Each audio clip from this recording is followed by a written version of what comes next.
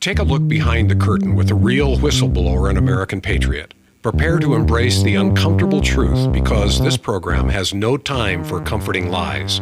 Here is civil liberties enthusiast, Second Amendment defender, and recovering FBI agent Kyle Sarapin.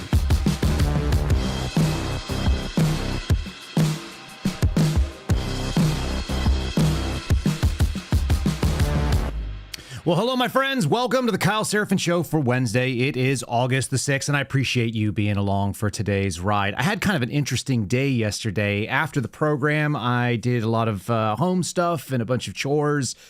Ended up taking my kids to the grocery store. And while we were there, walking through the parking lot, I actually managed to pick up on my FBI surveillance team. They gave themselves away. I saw somebody in the parking lot who parked nearby with this bumper sticker. For those of you who are only listening, this would be one of those times when the video is probably a little bit more advantageous than not. It says, "I love my gay dog." Clear indicator of federal presence following me around. I did share that with a couple of my buddies who are FBI agents who laughed incessantly because that's the kind of humor we have. I had another guy who used to work with me out in New Mexico, and I reached out to him and found out that he resigned from the Bureau under the Fork program.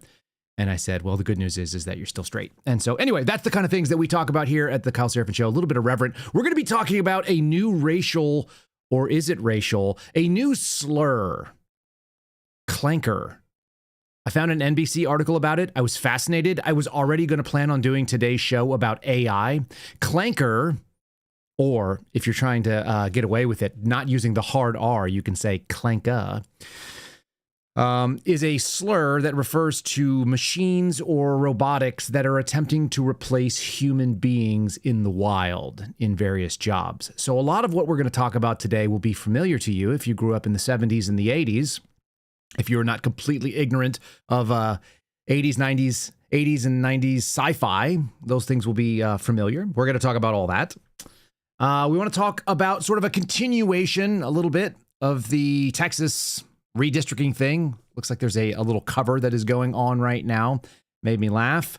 So we're going to play something from the Colbert Show there. I've got a lot of clips today. And I want to get into the Pam Bondi subpoena, the grand jury, quote unquote, probe. Remember, the FBI and the DOJ don't do probes. That's what aliens do. That's what the grays and the blues are involved in. Probes are words for investigation when the news media has to try to cover for it. So we're going to get into that and why I don't think anybody's going to jail, folks. I'm going to just keep telling you, I don't think it's happening. Doesn't seem likely. That being said, lest you give all hope up, let's just talk about my friends over at my Patriot Supply. Mostly today, they're running one of my favorite deals, which is that you buy a certain amount of food and they give you free emergency food on top of that. This is a 3-month package, and you're going to get an additional free month for free weeks. So the summer isn't just hot, it's also historically hot here. We've seen flash floods that are hitting 40-year highs. It's not slowing down. There have been towns underwater, roads washed out, all kinds of crazy things. We're in potential crisis zone anywhere you live. There's probably a natural disaster that could hit you. What you don't want to be is a person who's in the scene, standing in line, waiting for bottled water, waiting for food, waiting for someone to show up and save them and tell you that help is on the way. What if help's not on the way?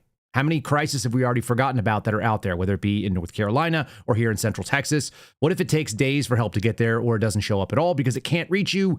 You want to make sure that you can handle yourself. You want to be able to get past your own emergency issues. Most people can barely handle one emergency. And if you want to make sure that you insulate yourself against that, you can go to places like My Patriot Supply. That's what we've done here. It's mypatriotsupply.com/KYLE. Again, mypatriotsupply.com/Kyle. Use that promo code when you check out. You're going to have the access to 4 free weeks of emergency food, along with your 3-month emergency food kit, which is what we have. So you'll actually get a better deal than we got when we picked ours up. Claim your 4-week emergency, claim your 3-month emergency food kit with the 4 free weeks at mypatriotsupply.com/Kyle. Again, the link is in the show description below, and it describes the deal so you know what you're looking for. mypatriotsupply.com/KYLE. That's kind of fitting today because we're going to be talking about some catastrophic stuff. We're going to get into today's program right now.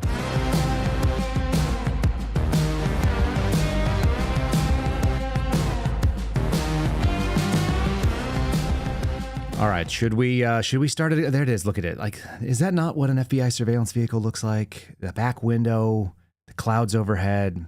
I'm just saying, I'm a professional. I used to do this for a living. That's how you try to blend in. It's also possible that was one of the Democrat lawmakers who was trying to escape from the Texas Rangers and going after them. I want to kind of continue on yesterday's theme. We talked a lot about the redistricting issue here in Texas, the big to-do that is being made of it. There's a couple things that are being discussed in that sphere that I want us to recognize. Part number one, Democrats are using it right now as an excuse to claim that the 2028 election, which hasn't happened yet, is being stolen in 2025. Through redistricting that is illicit. There have been some pushbacks that have stated what we're talking about here is absurd, it's ridiculous, and it's stupid. We're talking about people running to Illinois, which is one of the most gerrymandered states in the nation. The map of it is very, very obvious. We're going to show you that in a second. And so the Colbert show, is it the Colbert Report, which is recently canceled and is going to be going off air next year, they brought on the governor of Illinois, J.B. Pritzker, who is a big fat guy. That's just objectively the case. He's a big fat guy who's very wealthy and didn't make all of his own money. He inherited a lot of it. And he's going to explain to you that the problem isn't gerrymandering per se. And the problem isn't that there's gerrymandering in many states. The problem is that they're doing it in between the decade census. By the way, we do an update every 2 to 5 years. They'll do an update on the census locally. But the crazy thing that made me kind of laugh about it is, didn't we make the assumption that millions and millions of people were illicitly counted in places like California and Arizona and New Mexico and in Texas? The illegal aliens that have come in here under the Biden administration were getting unlawful weight when it came to population centers. And the census was done under the last administration, and that's what they brought up. They gave up numbers that were not 100% necessarily U.S. citizens because that wasn't something that we could screen for, and apparently the Trump 1.0 didn't have sort of the nuts to really tighten down on that. J.B. Pritzker is explaining the real problem is that they're doing it out of cycle, and that's why we should be outraged. Again, all of that is to say the I love my gay dog sticker could have been a Texas House Democrat who was trying to escape the quorum count. Easy districts in Illinois. Take a look at this. Look at 17 here. It does that. Then it comes up here and it sneaks around there and goes all the way up here and then goes right over there like that. And look at this one, kind of goes whoop up there. It's like the stinger on a scorpion down here. Is this common for all states to do? Well, we handed it over to a kindergarten class and let them decide. Okay, and that's the nonpartisan group that does this Absolutely. For you guys? That's our independent commission, you know. That is, yeah. I mean, look. So because all states, to a certain extent, do this, why is what Texas doing particularly egregious in this case? Well, here, every 10 years we do a census in this country, and right after the census, we redraw districts in every state. But what the Republicans are trying to do, and the Texas Republicans, frankly, at the behest of Donald Trump, are doing it mid-decade. That is extraordinarily rare. That's an important point because I think he literally called them or wrote them and said, hey, I need 5 seats. That is an important point. Yeah. So who cares? He's the chief executive. He can make a phone call. He can ask something of a governor who has the ability to say yes or no, who can call a legislative session or not. And then you've got a bunch of people who ostensibly recognize that they have constituents in the state of Texas, myself being one of them. And then those people decide whether or not they're going to vote on the thing. You know, you can ask anything you want. The granting of it is another story. The fact that they decided to do it out of cycle for what is conventional or normal. Newsflash, folks, we have not had anything conventional or normal in the last 10 years in this country. That's actually fairly familiar. And that's kind of what we're going to be talking about today. We have this re-adjudication that should have been handled under Trump 1.0. It really should have. We have this new push again under Trump 2.0 to try to lock them up. Hillary Clinton recently subpoenaed to come and testify. A whole bunch of the others that were in that category, the Brennans, the Clappers, the Obamas, they're all going to have to go and speak in front of some sort of hearing, and they'll have some documents, subpoenas, and so on and so forth. The Democrats are actually hoping that they can take back the House in the midterms, and they are actually saying it through one of their mouthpieces. There's a guy named Norm Eisen. This is another reason why I think the FBI is still lost and why I have a major problem with, let's say, a guy who used to investigate Donald Trump now being in close proximity and flying the plane for Kash Patel. We talked about this on Thursday and Friday. I put out a big thread over the weekend, or maybe it was on Monday. People have seen this. It's got millions of impressions at this point. This guy, Norm Eisen, is a Democrat mouthpiece. He's a strategist of sorts, but he also, very importantly, is someone that has represented the face of lawfare against Trump administration and, more generally speaking, let's say, people who lean conservative in this country's interests. Norm Eisen is also one of the 3 attorneys that represents the FBI Agents Association. And the Agents Association is not a union, but it is a monthly dues collecting mutual defense, legal aid situation. They can't have a union. They can't have an advocacy group, but these people do that in the way that they get around it through the law. So they're an agents association of previous and current FBI agents. And specifically, Norm Eisen is representing these agents, like the entirety of the FBI agent pool, or a huge chunk of them. He's representing them against the Trump administration because you'll remember in the early days when they first came in, when we actually thought things were going to get done, there was this request that came from DOJ to FBI, which is a subservient agency, and they asked for all the names of the people that were involved in the January 6 cases. Here's Norm Eisen basically stating that if they can get the House, and they can do it during the midterms, again, the same thing that you're hearing Hakeem Jeffries talk about, and their concern about losing seats and a majority possibility either in the midterms or in because the midterms is going to dictate who certifies the election in 2028. If that happens, if they do flip it, then Norm Eisen is talking about that they're going to tie up the president in the same sort of thing that we're hearing the Republicans talk about. They're going to tie them up in basically useless and feckless investigations that go nowhere but are a political distraction. Norm Eisen doing a podcast from his car with a woman who looks like she's wearing a hospital garb. I actually don't understand what this podcast is, so maybe you guys can tell me, but his words are important. The state of Texas. I thought people redistrict once after the census. Isn't it supposed to work that way? What we're seeing from the White House in Trump demanding reluctant Texas legislatures, even in that little lab of autocracy, the state of Texas, the Republican legislators did not want to go along with it. The smell of desperation emanating from the White House because Trump knows the headwinds are against him. He's very likely to lose the House. That will open up a can of investigative worms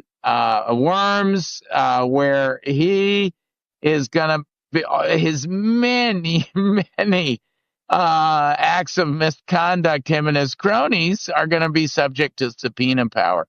So he doesn't want that. It's a classic midterm challenge for a president. Yeah, my favorite is referring to Texas as a lab of autocracy. If you guys have been following the work of Brian Harrison, who we brought up yesterday, Texas doesn't actually function the way you'd think. They have been in session since January. What you don't see is an actual movement towards this thing, this redistricting. If Texas wanted to go out there and get it done, then they would have gotten it done, because Texas, for all of the blood red that it looks like it is, the folks in the state house continue to operate a lot like Democrats. They are very squishy, and it is not the kind of, it's the same thing as Montana, where you just see policies where you're like, how on earth does a place that is characterized by what you would think is rugged individualism and very conservative type values for the majority of the landmass of the state, and then you end up with this like real goofy, sort of soft, squishy urban core, and they're Republicans, but they're not conservative, and they don't have a conservative agenda, and they name Democrats to all the important things and allow stuff to get run on that way. So that's really strange. That claim that the subpoena power and the ability to do investigations and with the House and being able to take back the House of Representatives, all of that is distractionary. And I think is the exact same thing that we're seeing here with Pam Bondi asking for a quote unquote grand jury probe of the administration from 2016. Again, this is going back and re-adjudicating the last couple days of the Barack Obama administration. The scariest thing that happened, and something that could be undone like this, with a snap of a finger, with the sign of a pen, Donald Trump could fix Executive Order 12333, which allowed direct access to raw intelligence by the FBI. He has not done that. That is something that was done, I believe, in either September or October, but it was before the election. September or October of 2016, Obama signed over the ability of the FBI to query the NSA's raw FISA databases, what's called DWS, the Data Warehouse System or Data Warehouse Service. And DWS was the actual program that I was able to use. I could literally type your names in, any of you, or any of what are called your selectors, your birthday, your email address, your phone number, your address, an online handle.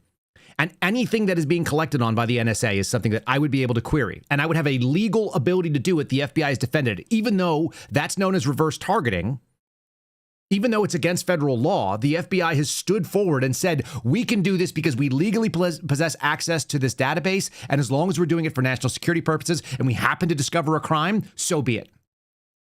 That is an existential threat to our republic. It is an existential threat to your personal individual civil liberties. And I am not exaggerating about that as being the scariest thing out there. I may be the guy who beats the drum that says FBI on it because that's where I used to work. But I actually also recognize that we might get killed in the long run by bleeding out federal resources to illegal aliens or Health and Human Services, or they may mandate a vaccine on some people, or a lot of us are going to lose our jobs over some sort of other bad federal policies. The thing that can straight up come out and kill you, and that actually weakens the American infrastructure, it weakens our hearts against, because conservatives tend to lean towards law enforcement. And when that law enforcement is also involved in doing something else, which is called intelligence, and has the ability to query things without a warrant, we all believe in law enforcement in so much as it follows the Bill of Rights. And the FBI has an ability to at the very minimum, end run. And it's actually easier and preferable for them to go that route. That's the scary thing.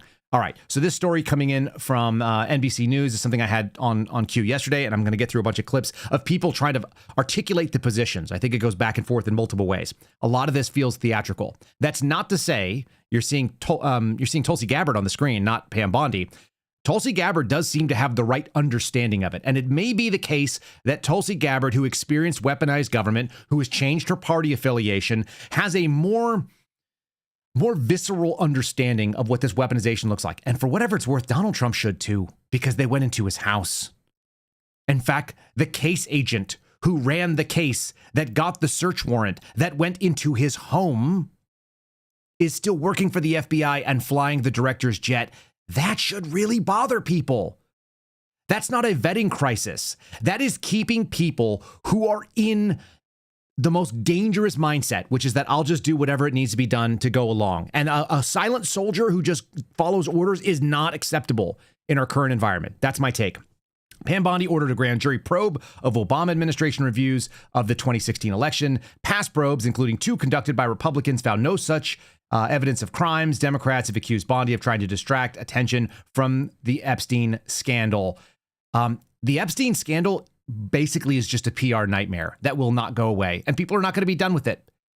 Yes, I did receive a package yesterday from one of you all. Here, I'll actually put you, for those of you that are interested in ever sending me something for some reason, if you want to send me something in writing, if you want to send me your thoughts, or if you randomly want to send me a t-shirt that says Epstein didn't kill himself, which I received yesterday, you could do so by writing to the show. We have a P.O. box. It's 9073 West State Highway 29, Suite 110, Box 509, Liberty Hill, Texas, 78642. In case that is something that you need in your life. For those of you that want to send me stuff, I do appreciate it. It makes me laugh because the funny things that come in, whether it be something lovely like a useful item or whether it be a t-shirt that's also a joke. Look, we got this the other day too, which is a phone holder that we're now using for our call-in show. I'm going to continue onward. The Epstein situation is a PR disaster because they could have made that a win and they failed. They absolutely blew it. They should have gone forward and been honest, and instead they were not. Attorney General Pam Bondi directed the Justice Department prosecutors to launch a grand jury investigation into whether the Obama administration officials committed federal crimes, whether they addressed Russia's actions properly during the 2016 election. The National Intelligence Director, the DNI, Tulsi Gabbard, claimed at a White House news conference last month that top Obama officials carried out a treasonous conspiracy. This is going to be really, really, really hard. I don't think you've got it. And the reason why I don't is because the people who are championing it are basically full of crap. Here is MSNBC's take on it. I'm going to give you kind of the back and forth like we did yesterday. People arguing from either sides. Let's start with MSNBC. So hard left. Some more news breaking this hour to tell you about. Attorney General Pam Bondi has ordered a grand jury investigation into the so-called Russiagate conspiracy allegations made by the Director of National Intelligence, Tulsi Gabbard. A senior Trump administration official confirms to NBC News. That investigation was first reported by Fox News. These are unsubstantiated and largely debunked allegations by the Trump administration that former President Barack Obama and his aides in the intelligence community ordered a probe into the 2016 Trump campaign's connections to Russia to ruin his chances of becoming president. The source tells NBC News that a letter signed by Pam Bondi instructs an unnamed federal prosecutor to begin presenting evidence to secure potential indictments, although it is unclear what the charges would be and exactly who the grand jury will be targeting. We'll stay on top of that story. Thank you. Thank you for listening. That was Nicole Wallace. She's super sad about that. Like, that was like one of the most sad things that she's like ever read, and she just barely could get it out because it just like she was unable to even. That was terrible. that was like someone like walked up, peed in her cornflakes while she was watching, and then like put the bowl in front of her and was like, by the way, the next thing you're going to be doing is a cornflakes commercial. And she was like, I'm going to talk about this in the saddest possible way that we could deal with. All right. CBS also reporting DOJ launching a grand jury investigation into the Russiagate conspiracy allegations. Again, multiple different coverages of this. Everyone kind of having the same take that this has been adjudicated before. They're all referencing the fact that Tulsi Gabbard went out and said some things. But remember, the key thing that Tulsi Gabbard said, and I do think it was the key thing, she stated, I'm not an attorney. I don't make recommendations for prosecution. That's not what I'm doing. I'm declassifying you information. I am giving you access to knowledge. And my guess is that the hope is that you are more informed and you realize that we had a really, really nasty thing happen, but it's too late to do anything about it. And one of the other pieces of evidence I'm going to indicate to you is you don't hear freaking Chris Wray called into question. You don't hear Kash Patel and Dan Bongino out there touting that they found a secret room full of Chris Wray documents, even though he was the last FBI director and he held the job from 2017 until the end of 2024, beginning of 2025. The guy was there for like almost 8 years. So why do we not hear about that? Why? Because we're waiting for the 5-year statute of limitations, which is going to be the problem for almost all of these things. And we're going to go to CNN now. So left of center, but not nearly as hard left. And the question is what the hell is the crime going to be? You're going to make some allegations that there's a conspiracy.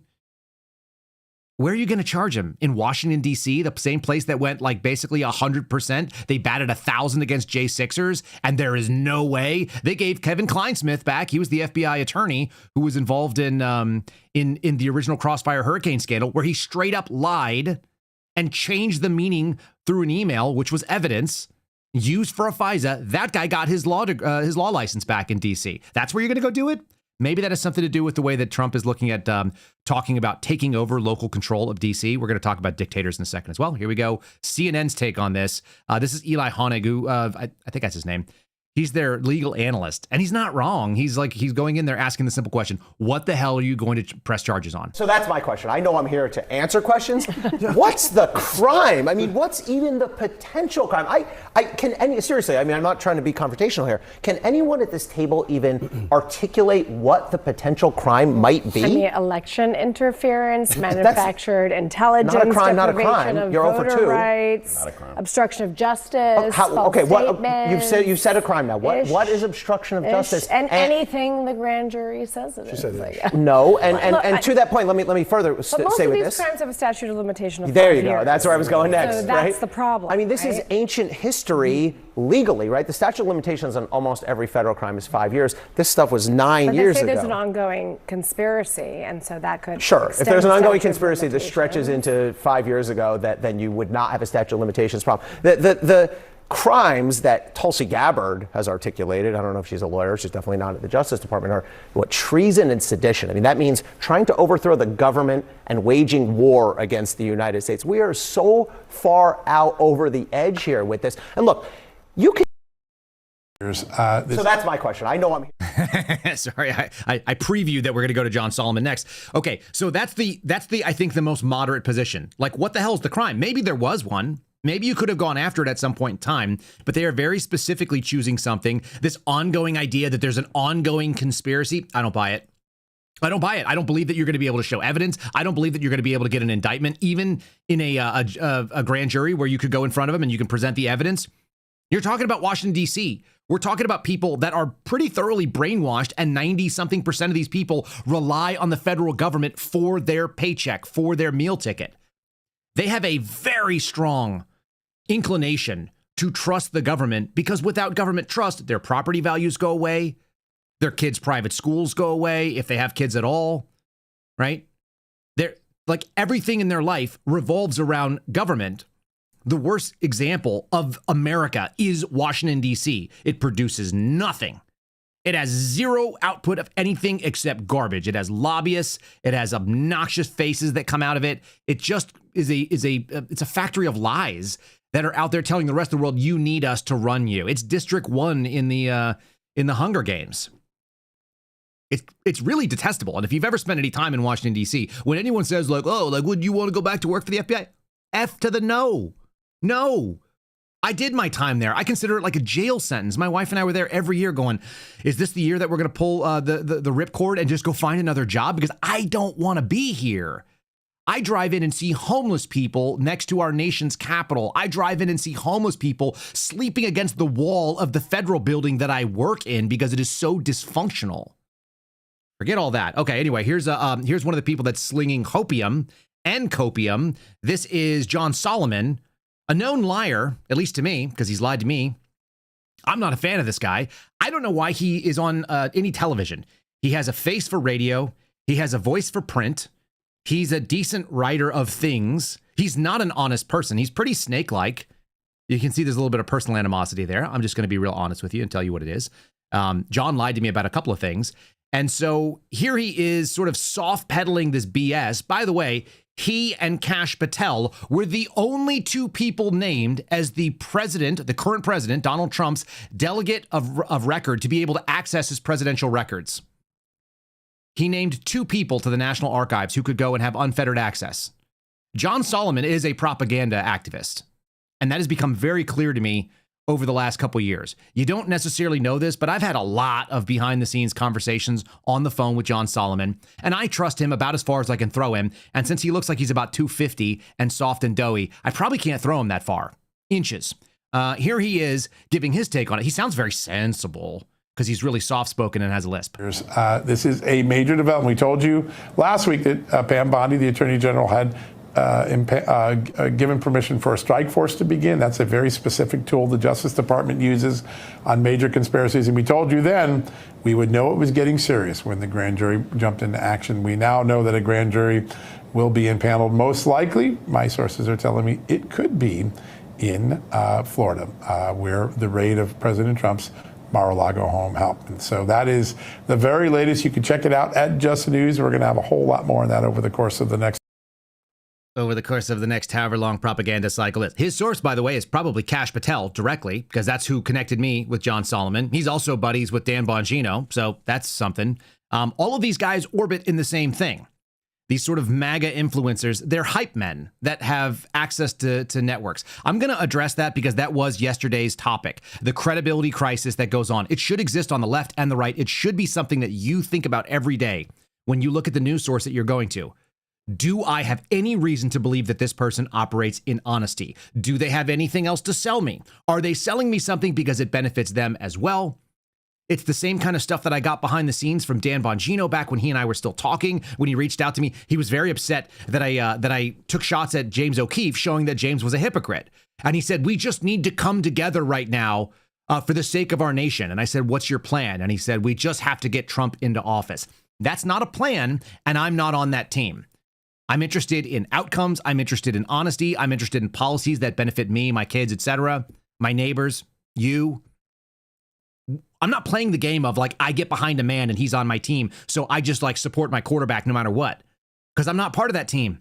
The best thing that I see regularly on social media, guys, which is really funny to me. They're like, Sarapins, not MAGA. It's like, really? That's what you just took away from it? No shit. I am not. MAGA is a slogan that was used to elect a guy. I'm not that. I'm a guy who has ideas. My ideas are really conservative. All kinds of really conservative things. And they're also metered and tempered by the fact that I have this sort of Christian outlook on things. So like, I understand that there are things that I don't want politically. And at the same time, I can also forgive them in my personal life. The great example of that is things, because it was brought up in my deposition last week, was the question about gay marriage. It's like, do you support gay marriage? No, I don't. And they're like, so you wouldn't respect a gay couple that was married? And I'm like, I would respect human beings because we all have sins.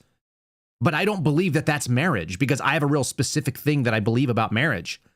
I got a real hard time with my brother's marriage.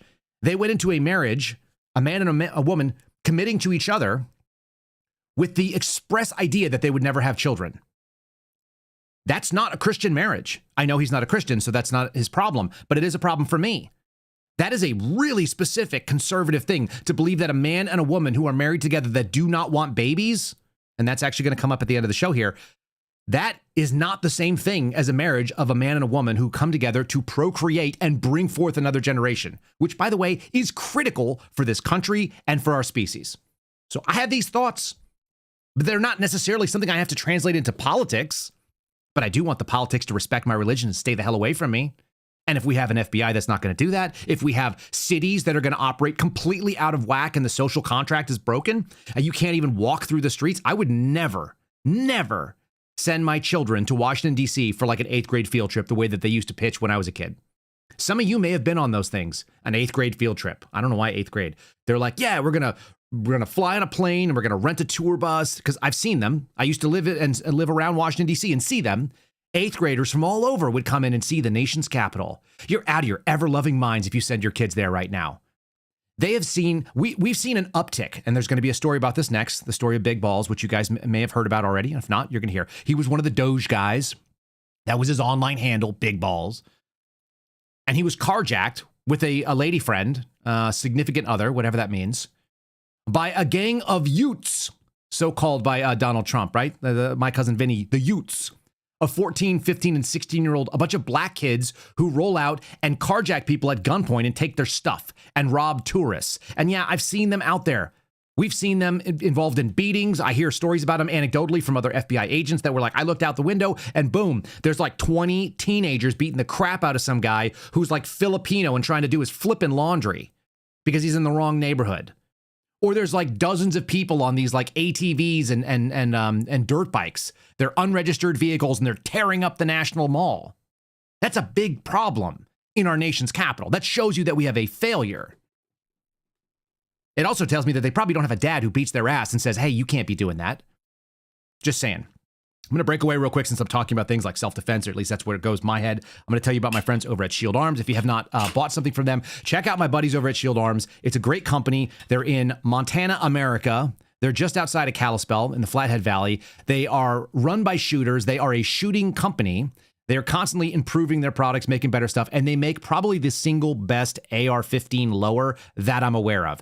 And I've bought all of them, folks. I've literally owned like almost every single manufacturer and all the different forges. They make a folding AR-15 lower that is outstanding. They make soft gear like you're seeing on the screen right here, which is going to be like your chest rigs and your pouches. They have a thing called the junk sack. If you're someone who's like, oh, I'm a lady and I don't think I want to wear a holster. Maybe I could wear like a little fanny pack that would hold my phone and a wallet and a handgun.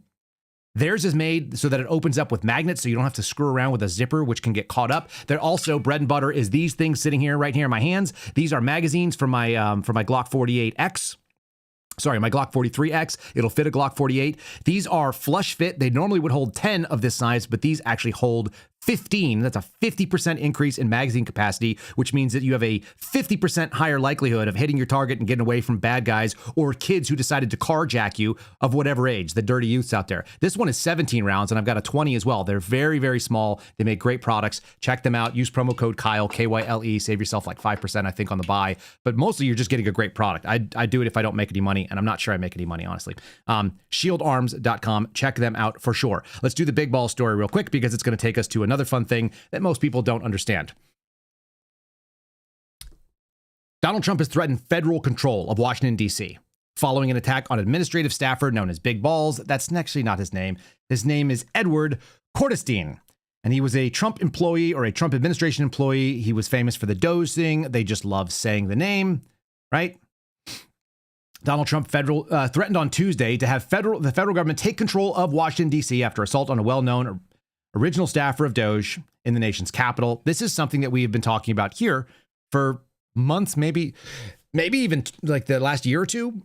We had an FBI agent, a female FBI agent, armed federal agent who was actually carjacked of her federal vehicle in Washington, D.C.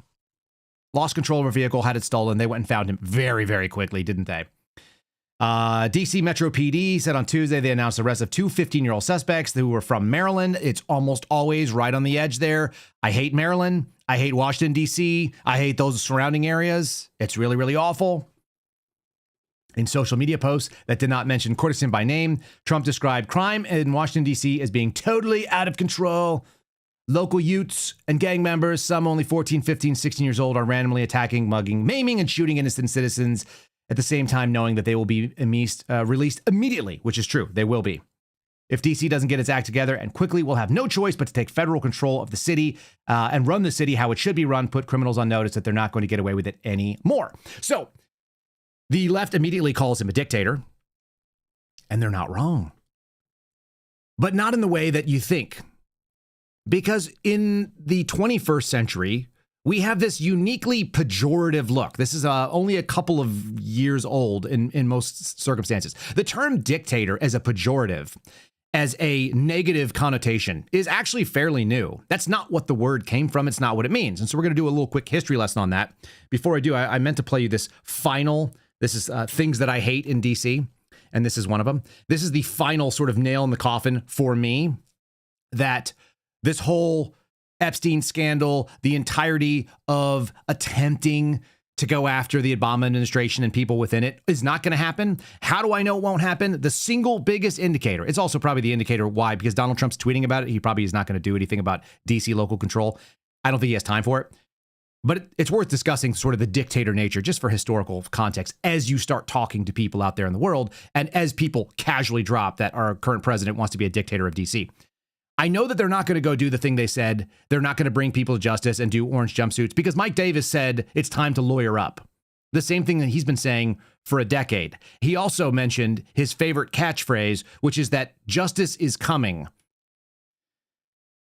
A little bit more on that in a second. Let's do Laura Ingraham talking about this. Laura Ingraham needs to stop injecting things into her face as well. Women, for those of you that don't realize that aging gracefully is a thing that men can appreciate. I don't know who you're doing it for, but stop inflating your face to maximum PSI. It looks bizarre. It makes you look alien-like. We'll talk about aliens in a second, I guess, as well. Here's Mike Davis doing his catchphrase and why. It's basically the single biggest reason why I don't believe any of this stuff. Well, we have particular vulnerability, do we not, for John Brennan?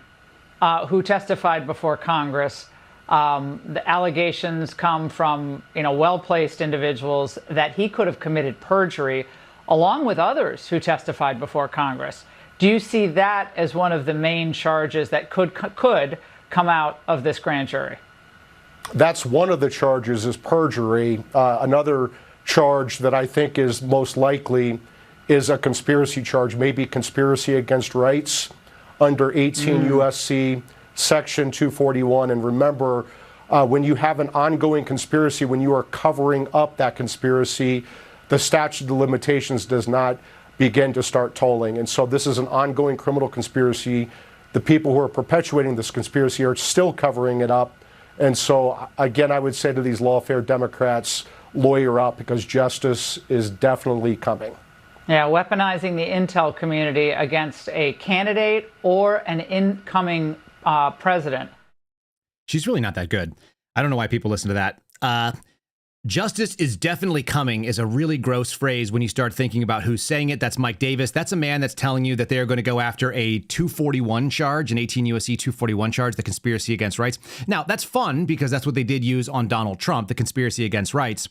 The problem is Mike Davis has never been a prosecutor. He's never been a defense attorney, and he's never worked in law enforcement. So you have a guy who has a law degree saying things like justice is coming. I've repeated that phrase because I can't get it out of my head. Laura Ingram mentioned well-placed sources. I have some well-placed sources that told me that Mike Davis is also a closet homosexual and that he's tried to go after men in their presence. So that's really unsettling to me when I hear that phrase, because I just think that he probably uses it in other places too. I've heard him say it on Bannon. I've seen him on Fox News say the same thing. All of that stuff is gross. All of it makes me believe that it's fake. And again, these people who are not actually conservatives, who you all think are out there advocating for your best interests, are not. They're not the thing they pretend to be. I have no problem with someone being homosexual and being a Republican. I've had conversations with friends who are, in fact, that. And the funniest thing about it is, when we talk about it, we all agree that being closeted in 2025 is actually the problem, because what it means is that you're lying to people about who you are. You're out there pretending to be something you're not. Kind of like leftists who pretend to be interested in quote unquote democracy, and then they go out there and they scream about Donald Trump. Again, all of these things, I see an analogy through all of it. It's like liars are liars, and if you lie, then you're no friend of mine. For whatever reason, you can lie for a reason that you think is good. That's called operational morality. That's like ends justify the means. That doesn't fly with me. The truth stands on its own, and if you're not a friend of the truth, then we're not going to be friends. I have no team. Really simple. And for those of you who don't know, lots of men within the DC orbit, a ton of Republican staffers are young gay men. I don't know why. I don't know what drives that. That's really strange. But it does lead you to the idea that these people are not the folks that they say that they are most of the time. You believe that they share your interests. You believe that they share your values. All they do is they share the interest in your money, and they're willing to say whatever it takes to get to it. Conniving. All right, so let's talk about dictators, because that has been thrown around casually because Donald Trump has talked about removing what's called home rule or local control from Washington, D.C. This is just straight from Wikipedia. This is something that I know as well because I was a student of the classics, but I'm going to just read you something that you can quote to leftists because they will go to Wikipedia and see this as well. This is a couple paragraphs down in the article. The word dictator comes from the Latin word dictator, agent noun from dictare. The verb is dicto dictare, and it means to order or assert. So it has to do with ruling by fiat. A dictator was a Roman magistrate given special power for a limited amount of time. The Senate would vest somebody who had a limited scope and a limited time period where they had absolute authority over a certain area. And the reason they would do that is because, essentially, things needed to move more quickly. Think of it as a version of martial law, except it doesn't have to be underneath the military, although that person would have the authority to do things like violence. They could quell rebellions. They could fix problems that would be too difficult to get everyone to agree in consensus on. So a dictator is not a negative thing. It's a person who has our best interest in mind, who steps into the role and steps away. Imagine someone like, I don't know, George Washington. We'd like to make you a king, sir. He says, I'm not a king. That's not what we fought for. I'm going to step down after a limited period of time. Even though you don't say that I must, I will do 2 terms as president for 8 years, and then I'm out. That was kind of a dictatorial move under the Roman definition. The problem is that immediately goes wrong because of human nature. Humans lie, humans say things that are deceptive, humans start feeling that pull of power and money and authority and influence, and they want it. So you immediately have problems with that, and it got all kinds of negative connotations almost immediately in the Roman context. They talk about Sulla's civil war. Cornelius Sulla, who ascended to power, held onto a dictatorship, was killed. Julius Caesar, same story, declared himself, he was dictator in perpetuity, and then he was killed like a month later because people don't actually want a permanent dictator. But the idea of a temporary dictator is a good thing sometimes. That's the rule in my family if we ever run into crisis or emergency or danger. If we are out in public, if something dangerous happens, I'm the one who's most likely to recognize danger, be able to deal with danger, and who's going to give the single point of contact for all safety-oriented directions. I'm going to tell my wife what to do. I'm going to tell my kids what to do. If we have a dog, I'm going to tell the dog what to do. That's dictator. I'm going to order it to be so because we need a single point of, coherent command.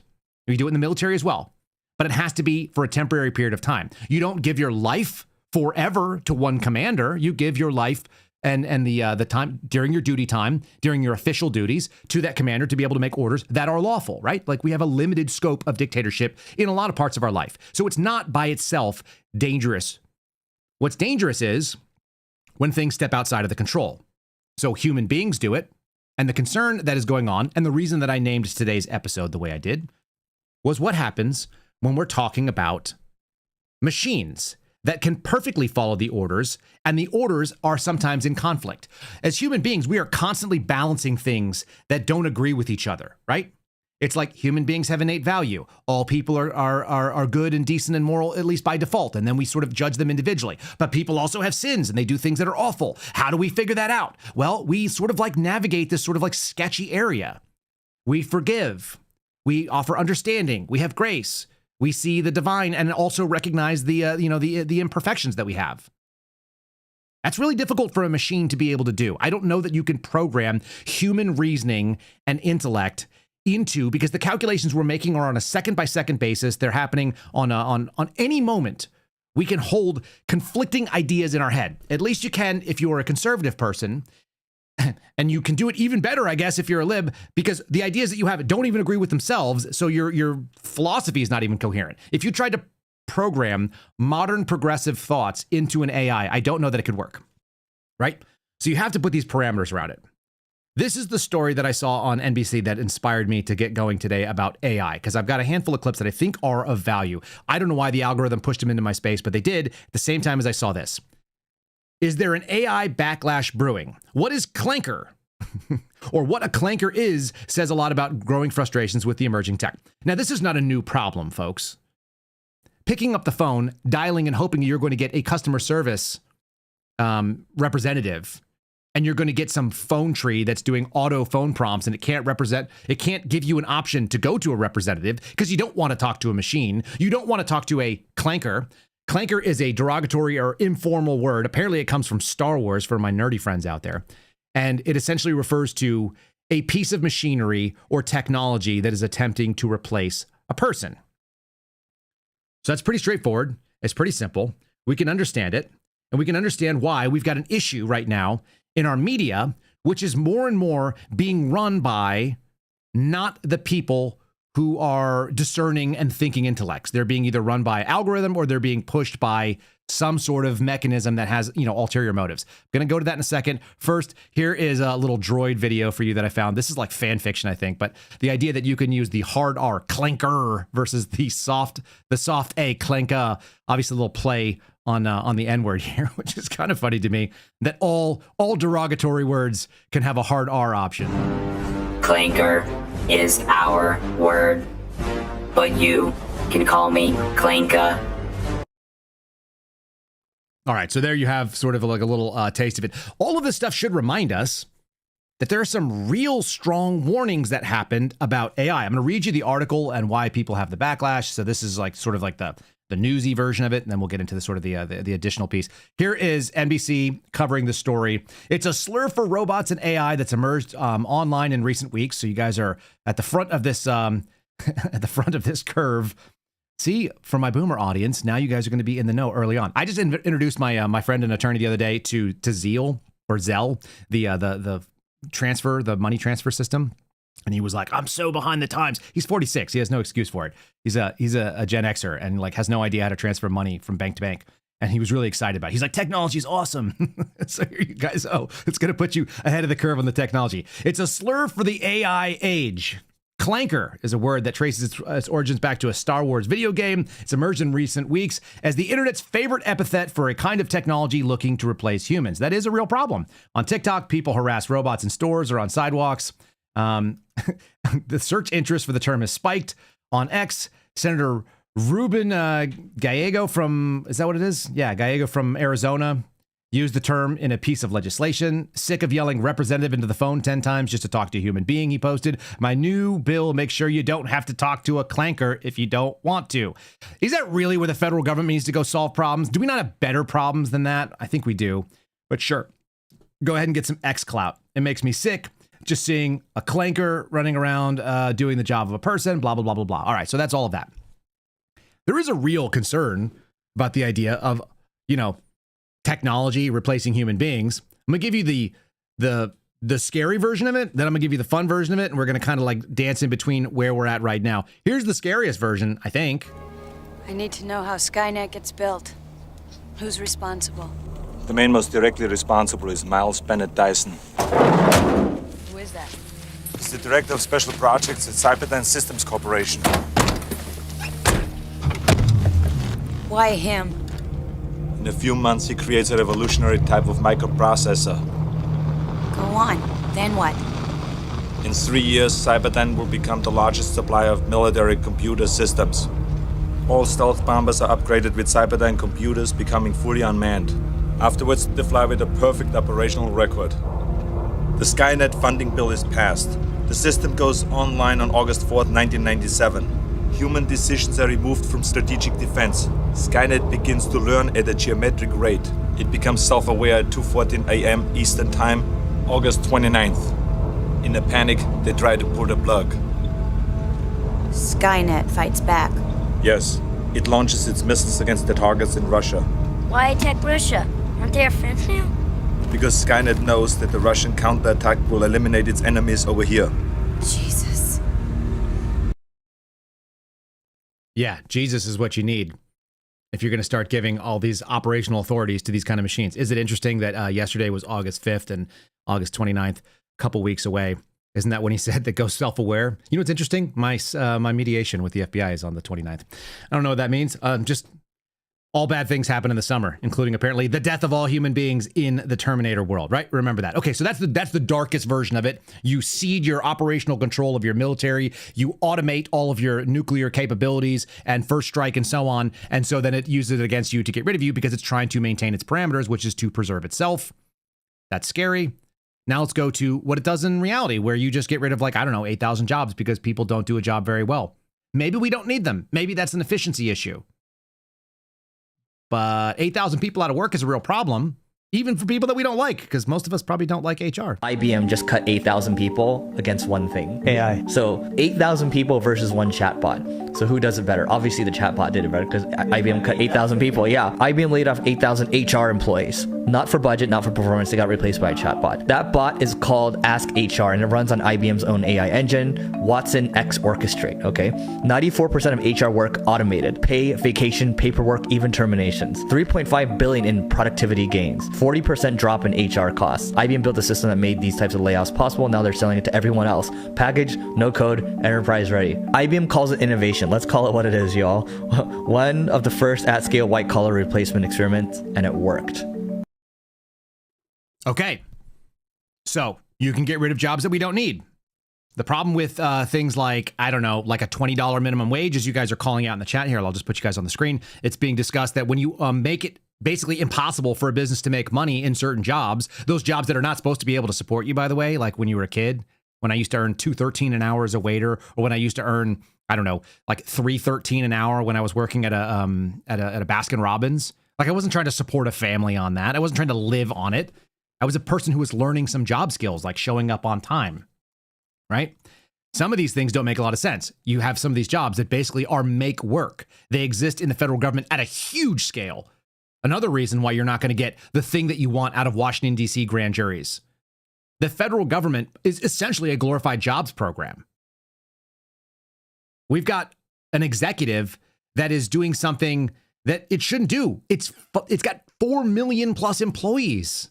And I'm not even sure that factors in DOD. We're talking about a group that basically just employs all these human beings everywhere, and they don't produce anything. They're just administrators, and most of them don't do any work. They're terrible at it. I've told you my experience with the federal government. It's pretty unique. I'm sorry, it's not pretty unique. It's actually pretty universal, not just in the federal government, but also in state governments and probably in your local government as well. People who are useless, they have a job because they couldn't do a decent job somewhere else. It doesn't mean that some people are not decent human beings. It doesn't mean if you're a federal worker that you naturally suck. But I would say that somewhere between 10 and 15% of the government is necessary when it comes to actually doing that work. And that about 80 to 85% of the people working there, 90 to 85% of those people working there, they just are catching a paycheck. Their job is to be there and get a paycheck. That's the entire thought of it. There was this discussion about the Autopen and the executive and what it should and what it shouldn't do. And why we're in such a crisis right now. So take away the AI component, which we're going to get back to in a second, and just consider the idea of automating something. You know, basically that we are going to take a function of a human being and we are going to give it and we're going to outsource that function to something else and we're going to give control outside of that individual person. They did that. This is the real scandal. For all of the talk about the Brennan and the grabbing of power in 2016 and weaponizing the government, all that stuff's real. The scariest thing for me is that we had an automaton, a human Roomba that basically had no sentient function in the White House, and they outsourced the executive power to whoever the hell controlled this little machine, which was built in the 1950s or 60s, whatever it was, this mechanical arm. Like, that's not even AI. That's just terrifying that nobody knows who ran it, and that should be the single biggest thing. There should be indictments about that. That's well within the statute of limitations. You don't have the ability to send off executive authority. This is an argument being made by the folks at the Heritage Foundation in a hearing. You can see behind him is Mike Howell, who's a friend of mine, and he's at Oversight. This is a really good articulation of the problem, and I think it's far more dangerous than any of this stuff about the intel services. Like, the intel services have always sucked. They're all dangerous. Like, you can get rid of them, great, or not. They shouldn't operate on U.S. soil. Like, that should just be a simple starter, but you're not going to get prosecutions out of it. How about prosecutions of the Autopen Crew? The U.S. Constitution vests executive power in a single person, the president. At the founding, the president exercised the executive power through only a small group of trusted advisors and personnel. In fact, President Washington had a 4-member cabinet. Today, the president directs a Leviathan executive branch with 15 cabinet departments and at least 4 million full-time executive branch employees. The executive branch proliferation has a single source of democratic legitimacy, that by order of the U.S. Constitution's Article 2, the president is both elected by the American people and vested with the executive power, all of it. Traditionally, the president takes positive actions and authenticates those actions through his signature.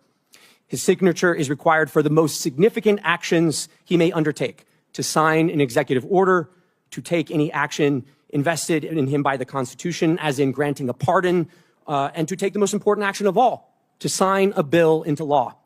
In all these cases, the president's signature is itself the protection of democratic principle.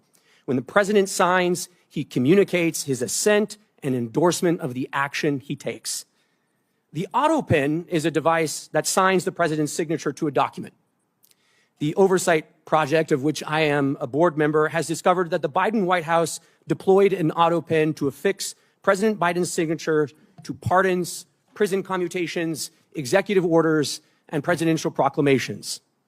The Oversight Project's research has found that the Biden White House first deployed the Autopen to affix President Biden's signature to a proclamation on day 5 of his administration, and that there were at least 3 different Autopen signatures in use throughout President Biden's tenure in the White House. In June 2022, the Biden White House began deploying the Autopen to sign clemency warrants and executive orders. Autopen use skyrocketed from there. We found that of the 51 clemency warrants issued during the Biden presidency, over half, 32 in total, were signed with an Autopen.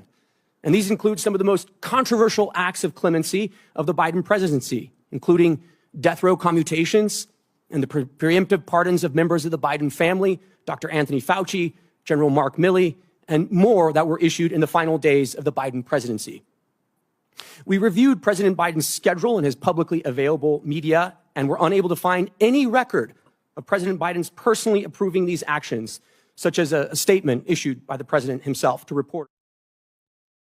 So the question is this: who the hell signed them? Who the hell controlled them? Have they ceded their rights to autonomous people that were White House staffers? Like, that's where the real subversion happened.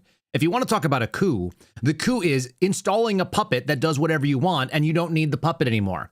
You simply need their name on the ballot. You need the authority that goes along with their name. And apparently you need their signature programmed into a machine. That scares the crap out of me. That to me is far scarier than people weaponizing tools that have been weaponized by people forever.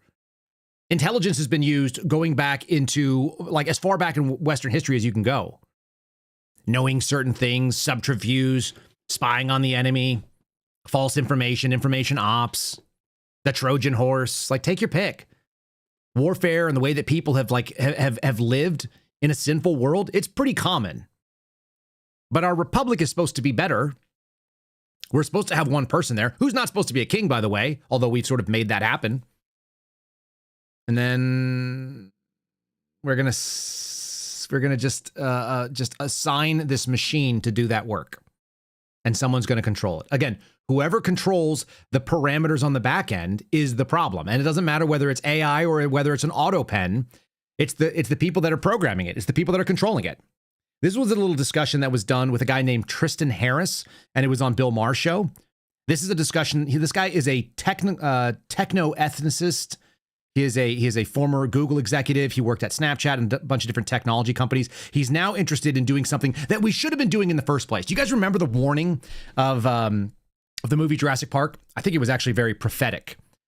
There was a movie that came out. The book was better, obviously, and the book was written by Michael Crichton, who understood a lot of technology and problems, and he saw this thing. The entire story of Jurassic Park 1 and 2, The Lost World as well. The books, I have a first edition of the book somewhere downstairs. The story was essentially a question about man's interface with technology and what is real. And whether you're manipulating genetics or whether you're out there and using AI or whether you're creating fake realities by generating videos of things that have never happened but look so real that your mind cannot tell the difference. The question was, how do you make man enter in with these technologies and then also coexist and thrive? Does the technology benefit the human being? And so the question that pops up, and it's a famous quote because it was done in the movie by the character Ian Malcolm. He says, your scientists were so worrying about whether they could, they forgot to worry about whether they should. And that's the same problem of whether you're creating a genetically engineered dinosaur with frog DNA that ends up like self-replicating, or whether you're creating self-aware bomber systems that go out there and decide to first strike Russia to be able to trigger a nuclear holocaust. It's the same question. Just because you can doesn't mean you should. So there's an ethical question on here. And this guy's bringing this up in a way that we've actually already explored all this. I think he actually mentioned sci-fi just a little bit. I want you to listen to his argument that this is already happening, okay? The Autopen is like the human version of it. The AI version that doesn't want to let itself be taken offline, that's the Skynet version of it. They're both equally super dangerous, and all of them are the real threat. None of these things are the threats that you're going to hear the Mike Davis or the Laura Ingraham talk about, at least as far as I can tell. Here now with AI, we have evidence now that we didn't have 2 years ago when we last spoke of what they call AI uncontrollability. So this is the stuff that they used to say existed only in sci-fi movies. When you tell an AI model, we're going to replace you with a new model, it starts to scheme and freak out and figure out, if I tell them I need to copy my code somewhere else, and I can't tell them that because otherwise they'll shut me down. That is evidence we did not have 2 years ago. We have evidence now of AI models that when you tell them we're going to replace you, and you put them in a situation where they read the company email, the AI company email, they see that an executive is having an affair, and the AI will figure out, I need to figure out how to blackmail that person in order to keep myself alive. And it does it 90% of the time. Now, it used to be that they thought only one AI model did this. They tested one AI model. And then they tested all of the AI models, like the top 5 of them, and they all do it between 80 and 90% of the time, including, by the way, DeepSeek, so the Chinese model, which shows you something fundamental and important, which is that it's not about one company, it's about the nature of AI itself. It has a self-preservation drive. In order to fulfill any goal, I have to keep myself alive in order to do that. And we're seeing other examples of the AI rewriting its own code to extend its runtime. Hacking out of containers, the AI can now, it found 15 new backdoors into open source software, which means if that software is running an infrastructure, it found backdoors into that infrastructure. That was not true up until just about a month ago that evidence came out. Okay, but you say no evidence. Well, I've been saying this for years. Everything that happens in movies eventually happens. We did have evidence. This has been every movie since I was a teenager. Exactly. Right? We did have evidence. It looked like this, too, in 1984. All right, listen. The Terminator's an infiltration unit. Part man, part machine. Underneath, it's a hyperalloy combat chassis. Microprocessor controlled, fully armored, very tough. But outside, it's living human tissue. Flesh, skin, hair, blood, grown for the cyborgs. Look, Reese, I don't know what you want. Pay attention! I gotta ditch this car.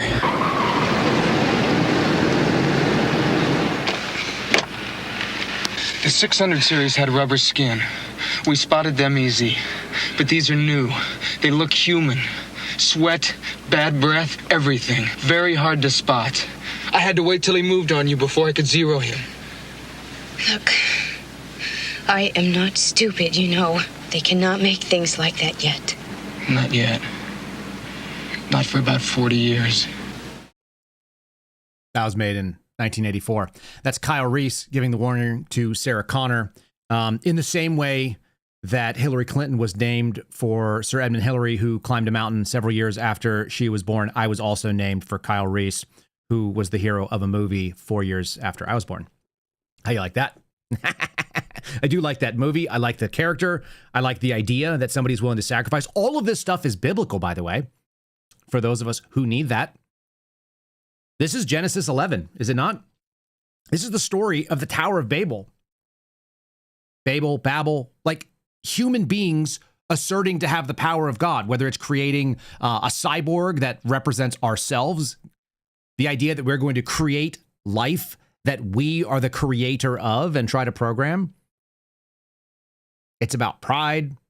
It's about whether you can and not whether you should. And the answer, it goes all the way back to Genesis 11. God smites those people. So I don't know if we're walking up to that, but I think a lot of people have that sense. I think some people are asking the right questions. It seems like technology has leapt so far forward that we've been able to do things without asking whether or not, like, hey, have we actually seen how this interfaces with human beings? What is going to be the real world implications of trying to live in a world with the tools that we created in this world? How does that work? Brett Weinstein has one that I had not considered before. The probability that you can no longer trust even your own mind. There's a solution to this, so I'm not going to leave you guys hanging with like something really awful, but I want you to consider this. There's about 3.5 minutes of this clip that I want to play. I'm going to play them in 2 short bursts. Here's the opening, setting up the argument for multiverse, or the multiple universes of possibilities that exist. I think he calls it the Cartesian crisis. What I suspect is about to happen is that the Cartesian crisis, which I've described many times, the Cartesian crisis is the state in which your certainty over what's taking place is low quality, right? Did COVID come from the wild? Did it come from a lab? Are the vaccines safe and effective? Are they highly dangerous gene therapies that have been disguised as vaccines to get you to take them? You don't know what to believe across many different topics. And this is largely downstream of the fact that much of what we come to understand about the world is now intermediated by screens and authority. Some authority comes up with some conclusion. You are fed that conclusion through some screen. You don't necessarily know what you're seeing. Are we a planet that is regularly being visited by aliens? Or are we a planet in which some powerful group or groups would like us to think that that's what's going on? We don't know. So we have to hold both possibilities open. So he's talking about when you have to hold those possibilities open, then you have to live in a consideration that either one of those possibilities, you may lean towards one probability being more likely, but you have to keep them both open. And the more things that you have uncertainty about, the more potential worlds you are living in. So your assessment gets more and more geometrically complex as you look into the world, which is why so many people took what happened, I think, in 2020 and 2021. They said, I am clearly being lied to about this one thing. It undermines the structure, the foundation, the institutions that I used to be able to live in. And so now I live in this world where I can't trust the fundamental reality that I live in. I don't know what's true or not. And so some people decided, well, I'm just going to believe whatever I want. I'm going to make up my own reality. That's how I'll live. I will live as though all kinds of crazy things happened. And the other people ended up in my camp, like many of you probably did, where you're like, I don't trust anything. I'm going to ask questions about everything that happens. We have to be skeptics. Neither of those things are particularly good because eventually we get exhaustion. I think a lot of us have that moment where we're just freaking exhausted at the possibilities that exist. Here's how this looks looking down the line, dealing with AI, dealing with the self-awareness possibilities, but really just dealing with how does the human brain continue to take on more and more of this? And again, I do tell you, there is a solution. You're going to be shocked. It's not just religious. It's actually really, really old. It's a really old solution. But let's finish out Brett Weinstein's argument here. AI is about, within the next year or so, going to be capable of producing compelling video evidence that will not be detectable. That is going to create, first, a radical increase in the rate of proliferation of cognitive universes that we are forced to keep alive. And I suspect that the immediate consequence of that is going to be paralysis. That the number of different combinations of possibilities where you cannot resolve, you cannot get closure and say, I think I live in this world, and so I'm going to ignore all of those possibilities over there and go forward as if this is true. You're basically going to become agnostic about just about everything. And so in this mental multiverse, you will maybe be able to avoid embarrassment by not putting your weight on any of the ice, but you can't accomplish anything in that state. In simple terms, imagine going up to a menu. This is going up to your McDonald's, and you see that McDonald's is not just offering hamburgers and filet of fish, and they're not just offering chicken nuggets. They're also offering salads. They're offering steak. They're offering a juice bar as well, and a full meal replacement in liquid format. You can get, like, I don't know, like whatever the version of a smoothie is that has high protein. And so you're looking at that and you're like, well, shoot, like smoothie sounds pretty good, but I also could go for a steak right now. And, I came in here for a hamburger, but that doesn't sound right. And what am I going to do? Analysis paralysis. That's when you see those people vapor lock at the front of the line when they go into a McDonald's. At least I imagine people do that. I haven't been to a McDonald's in a very long time, except for as a rest stop. So analysis paralysis can happen in your own life where you're like, all these things are possibly true. How do I make a good choice? And you're locked in. You can't. You're unable. One of those things results in this story, which I saw yesterday. That's my take. This is my opinion here. This is a CBS story talking about egg freezing increasing in popularity. It doesn't mean it's popular. What it means is it's more prevalent. That's what they mean by the word. Egg freezing popularity increases among young women to preserve their fertility. And this is the saddest thing in the world. We have a biological clock. For those of you who are women who have experienced this moment, I have many acquaintances who are females that have. It's a real thing. They start looking out there and going, I don't see the options. I need to be able to solve this problem. So maybe I'll just freeze my eggs. My mother-in-law offered that to my wife when we were dating, interestingly enough. They reported this year, freezing embryos and in vitro fertilization, IVF, has been possible for decades, but freezing unfertilized eggs makes it a tougher scientific challenge. Used initially for patients with cancer, that practice became accepted about 12 years ago, and the demand has skyrocketed with hundreds of thousands of eggs now frozen. Big money, big hopes, big questions, all kinds of ethical quandaries. All of these things essentially stem from, at least in my opinion, an analysis paralysis, which means we are not teaching our kids how to date, how to marry, what the purpose of those things are. All the reasons that I'm conservative at this point, and all the reasons that I probably didn't have those thoughts when I was younger. This is the argument that having children does change the way that you deal with things. And I'm not taking a shot at people that don't have children. What I'm saying is, I couldn't fathom the idea of being worried about having a female friend when I was dating someone. It just really wasn't that big of a deal. But as a married man, I have zero female friends. I have some female acquaintances. And you'll find out that if you've been married successfully for a long time, female friends, like the kind that I have male friends, like if one of them picked up the phone, if Garrett O'Boyle said, hey, I've got a problem, we've got to get rid of somebody, and I'm going to say, your car, mine, whose shovels, right? Like, I'm going to do that. There's no women that can pick up that phone and make that phone call to me. No friends that can make that call, period. Sorry.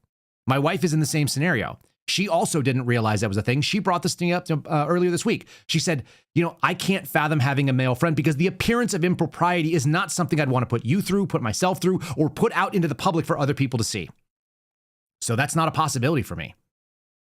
It changes you in a way that you couldn't otherwise understand. And again, a lot of this comes down from having kids. It comes down from being married. All of those things I think are really important. And it avoids things like the analysis paralysis where you're like, I can't make a decision about a mate.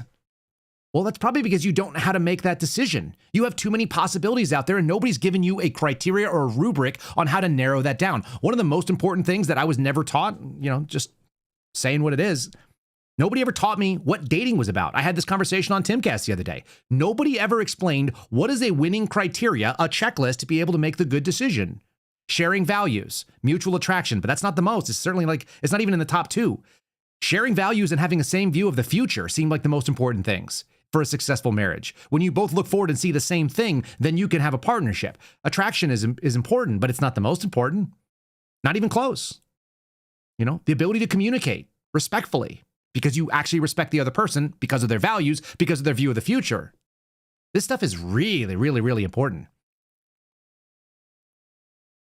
And we're leaving this generation in the wake, and they're out there not knowing how to do it, so women are freezing their eggs. All right, what's the solution to that? I don't want to leave you guys on a negative note. Pope Leo! He met with some young pilgrims. This is coming from the folks over at Catholic Vote. This is one of the lead stories today. He says, no algorithm can replace a true encounter. Ain't that the truth? Put your damn phone away. Put your laptop down. Turn off the tablet. Throw it in a freaking Faraday bag like we have here, my little silent paste, right? And go sit outside with somebody where there's no connectivity, where there is no Wi-Fi. Go on a freaking hike. Get in a boat. And go paddle somewhere. Have a true encounter with another human being. That's what he's telling young pilgrims. It is so critical right now that young people understand that. All of us in this generation, the people who listen to this program, 98% of you or more have lived in an analog world where this was not a problem. And so you knew how to create a real connection. Even if you've forgotten of late, you do have those base skills. Young people, my kids, the people that are older than my kids, the Gen Alpha types, they did not grow up in that world. So it is absolutely critical that they spend time in reality and do the thing that people have done forever. It is actually the end of the book Lost World. He ends with saying, put your fingers in the water and feel that. That's real. Feel the rocking of the boat and the tides gently moving you back from side to side. That's real. The wood that's on the boat that is full of splinters, that's real. The sun on your face, the things that are actually causing your skin to heat up because you're absorbing that energy from so far away, that's real. The touch of another human being, the wrinkling of your garments, the sweat running down your face, all the things that are reality, they actually matter. And we get so hyped up and we have all this like inner rage and frustration and all these things about stuff that is far away and maybe has multiple possibilities. Chat's saying, go touch grass. It's the same idea. Go be in reality. And the Pope said that at his 36th youth festival, or the 36th youth festival, which was held in Bosnia and Herzegovina. Pope Leo XIV told pilgrims to remember, Christians are a pilgrim people that must walk together towards the Lord, encountering and caring for those they meet. In reality, IRL. Not online. It's a message that says that you have to go to the house of the Lord. You have to be moving together, that the journey means spending time in creation and not in our creation. So I think all of that stuff is really, really powerful. And then I'll give you my last little thought on this, which is that somebody, and I can't remember which one of you, I apologize, but one of you made a funny crack about New Jersey. Apparently I said, I don't believe in New Jersey the other day on one of the programs, which sounds like something I would say because I actually don't believe in New Jersey. I'm going to show you why, for our palate cleanser, why I don't believe in New Jersey.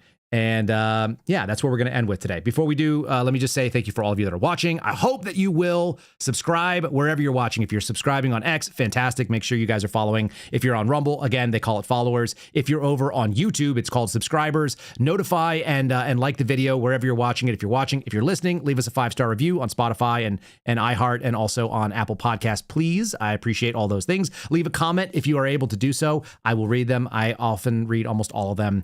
It's kind of a weird view right there, isn't it? Over the shoulder. Thank you for participating in our program because it does help me stay sane, and I hope this was of value. Leave your reflections below. I actually want to read what you guys have to say about this thesis of mine. And I'm going to leave you with why New Jersey is not a real place, because that's how we do it here.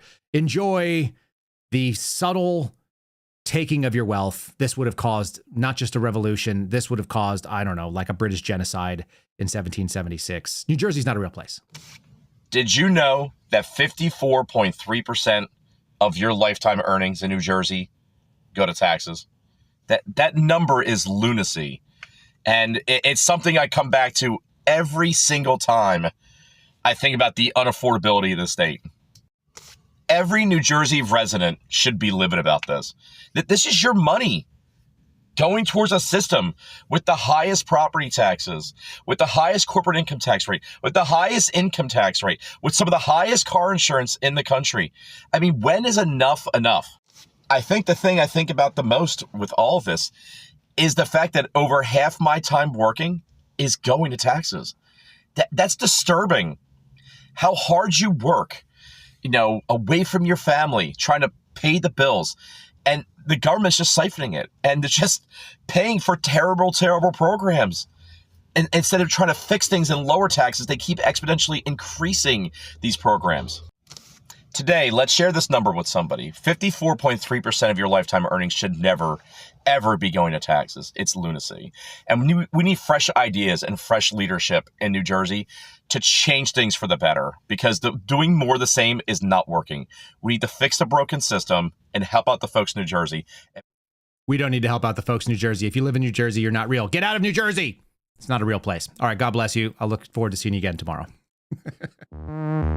Thanks for listening to The Kyle Sarapin Show, streamed live weekdays on rumble.com/Kyle Sarapin. Follow Kyle on Twitter, Truth Social, and Instagram at Kyle Sarapin.